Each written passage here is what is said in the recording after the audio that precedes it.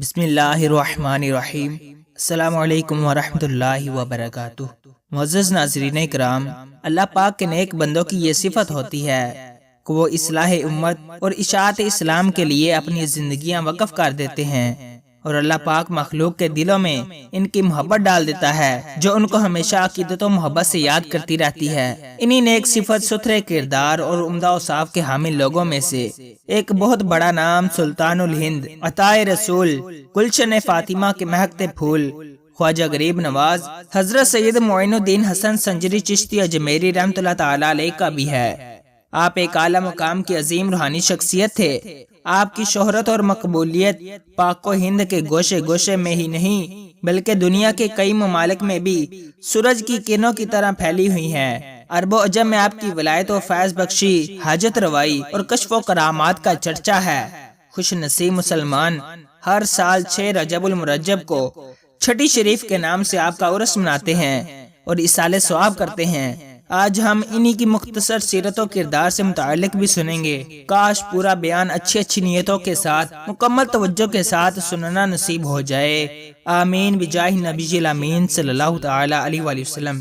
حضرت خواجہ غریب نواز رحمۃ اللہ تعالی علیہ بہت تحمل مزاج ہونے کے ساتھ ساتھ عفو و درگزر سے کام لینے والے بزرگ تھے۔ کوئی آپ سے برا سلوک کرتا تب بھی آپ غصے میں نہ آتے اور بولنے والے سے ایسا اچھا سلوک کرتے کہ یوں لگتا جیسے آپ نے اس کی باتیں سنی ہی نہیں۔ ایک بار جب آپ لاہور سے اجمیر شریف جاتے ہوئے دہلی میں قیام پذیر تھے تو ایک غیر مسلم شخص آپ کو قتل کرنے کے ارادے سے آپ کے پاس آیا۔ کشف کے ذریعے آپ کو معلوم ہو گیا کہ اس کا کیا ارادہ ہے۔ پتہ چل جانے کے باوجود بھی آپ اس سے بڑی شفقت و مہربانی سے ملے اور بڑی محبت سے اسے اپنے پاس بٹھا کر فرمایا، جس ارادے سے آئے ہو اسے پورا کرو۔ یہ جملہ سن کر وہ شخص حیران ہو گیا۔ اسی وقت آپ کے قدموں پر گر گیا اور معافی کا طالب ہوا۔ حضرت خواجہ غریب نواز رحمۃ اللہ تعالی علیہ نے اسے معاف کر دیا۔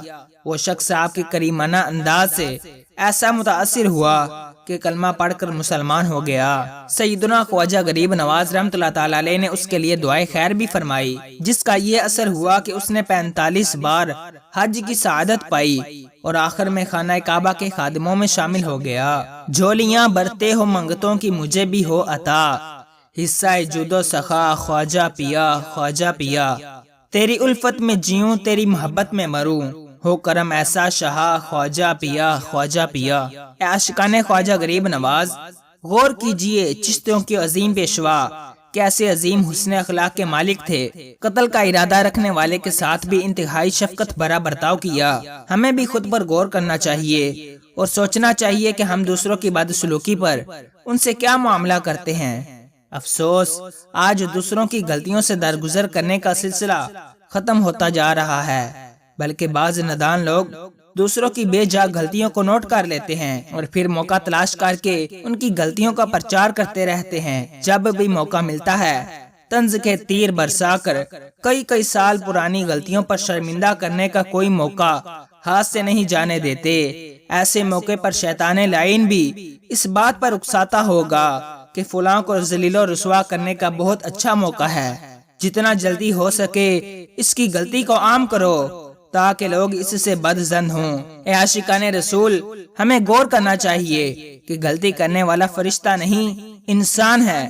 ہم بھی دن بھر نہ جانے کیسی غلطیاں کرتے ہوں گے، نہ جانے کیسے گناہ سرزد ہو جاتے ہوں گے کہ ہم اس بات کو پسند کرتے ہیں کہ ہماری کسی غلطی کو، ہمارے کسی عیب کو، ہماری کسی برائی یا گناہ کو عام کیا جائے۔ جب ہم اپنے بارے میں اس بات کو پسند نہیں کرتے تو دوسرے مسلمانوں کے بارے میں بھی یہی ذہن ہونا چاہیے۔ ہمیں ہر مسلمان کی عزت کا تحفظ کرنا چاہیے۔ بلا عذر شرعی کسی کی کمزوری یا غلطی کا چرچا کرنا کوئی ثواب کا کام نہیں، بلکہ اس سے آخرت داؤ پر لگ سکتی ہے۔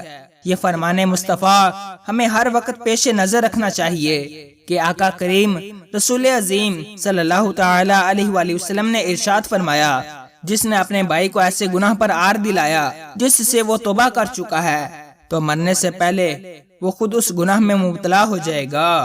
دوسروں کے گناہوں اور غلطیوں پر انہیں شرمندہ کرنے والوں کے لیے اس حدیث پاک میں عبرت ہی عبرت ہے۔ ایک بات یہ بھی یاد رکھیں کہ گناہوں اور غلطیوں کا دوسروں پر اظہار کرنا ٹھیک نہیں، لیکن اگر کوئی اس میں مبتلا ہو جائے تو اس سے تعلق ختم کر دینا، بات چیت بند کر دینا، یہ بھی مناسب نہیں، بلکہ ایسے موقع پر درگزر کر دینا بہترین طریقہ ہے۔ ہمارے آقا مدینے والے مصطفیٰ صلی اللہ تعالی علیہ وآلہ وسلم ہمیں ترغیب دلاتے ہوئے فرماتے ہیں، جسے یہ پسند ہو کہ اس کے لیے جنت میں محل بنایا جائے اور اس کے درجات بلند کیے جائیں، تو اسے چاہیے کہ جو اس پر ظلم کرے یہ اسے معاف کرے، اور جو اسے محروم کرے یہ اسے عطا کرے، اور جو اس سے قطع تعلق کرے یہ اس سے ناتا جوڑے۔ اللہ پاک ہمیں دوسروں کی عزت کی حفاظت کرنے کی توفیق عطا فرمائے، آمین بجاہ النبی الامین صلی اللہ علیہ وسلم۔ پیارے بھائیو، ہم حضرت خواجہ غریب نواز رحمۃ اللہ تعالی علیہ کے بارے میں سن رہے تھے، آئیے آپ رحمۃ اللہ تعالی علیہ کا مختصر تعارف بھی سنتے ہیں۔ خواجہ غریب نواز رحمۃ اللہ تعالی علیہ کا اسم گرامی حسن ہے۔ خواجہ غریب نواز رحمۃ اللہ تعالی علیہ نجیب الطرفین یعنی ماں باپ کی طرف سے حسنی حسینی سید ہیں۔ خواجہ غریب نواز رحمۃ اللہ تعالی علیہ کے مشہور و معروف القابات معین الدین، خواجہ غریب نواز، سلطان الہند اور عطائے رسول ہیں۔ خواجہ غریب نواز رحمۃ اللہ تعالی علیہ 537 ہجری میں سجستان یا سیستان موجودہ ایران کے علاقہ سنجر میں پیدا ہوئے۔ خواجہ غریب نواز رحمۃ اللہ تعالی علیہ نے حصول علم کے لیے شام، بغداد اور کرمان سمیت کئی ملکوں اور شہروں کے سفر کیے۔ خواجہ غریب نواز رحمۃ اللہ تعالی علیہ نے کئی بزرگان دین سے اکتساب فیض کیا، جن میں آپ کے پیر و مرشد حضرت خواجہ عثمان ہارونی اور پیران پیر حضور غوث پاک حضرت شیخ سید عبد القادر جیلانی رحمۃ اللہ تعالی علیہما بھی شامل ہیں۔ خواجہ غریب نواز رحمۃ اللہ تعالی علیہ کو زیارت حرمین کے دوران بارگاہ رسالت صلی اللہ تعالی علیہ وآلہ وسلم سے ہند کی ولایت ہوئی۔ اپنے قدموں میں بلا خواجہ پیا، خواجہ پیا، اور جلوہ بھی دکھا خواجہ پیا، خواجہ پیا۔ آہ کتنی دیر سے میں دور ہوں اجمیر سے، جانے میں کب آؤں گا خواجہ پیا، خواجہ پیا۔ خواجہ غریب نواز رحمۃ اللہ تعالی علیہ نے 15 برس کی عمر میں حصول علم کے لیے سفر اختیار کیا اور سمرقند میں باقاعدہ علم دین کا آغاز کیا۔ پہلے قرآن پاک حفظ کیا اور دیگر علوم حاصل کیے، مگر جیسے جیسے علم دین سیکھتے گئے ذوق علم بڑھتا گیا۔ مجموعی طور پر تقریباً 5 سال سمرقند اور بخارا میں حصول علم کے لیے قیام فرمایا۔ اس عرصے میں علوم ظاہری کی تکمیل تو ہو چکی تھی، مگر جس تڑپ کی وجہ سے گھر بار کو خیر باد کہا تھا اس کی تسکین ابھی باقی تھی۔ اسی لیے کسی ایسے ماہر طبیب کی تلاش میں نکل کھڑے ہوئے جو درد دل کی دوا کر سکے۔